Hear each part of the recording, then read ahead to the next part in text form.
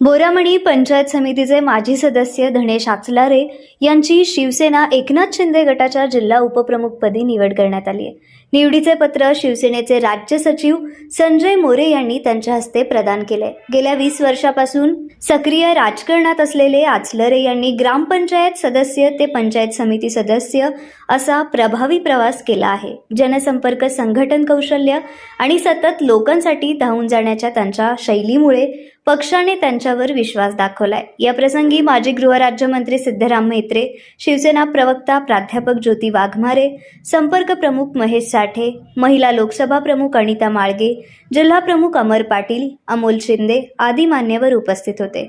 आचलारे यांनी सांगितले की उपमुख्यमंत्री एकनाथ शिंदे यांच्या विकास कामांमुळे प्रेरित होत माजी मंत्री सिद्धराम म्हेत्रे यांच्या नेतृत्वाखाली तालुक्याच्या सर्वांगीण विकासासाठी आणि शिवसेना पक्षवाढीसाठी ते कटिबद्ध आहेत।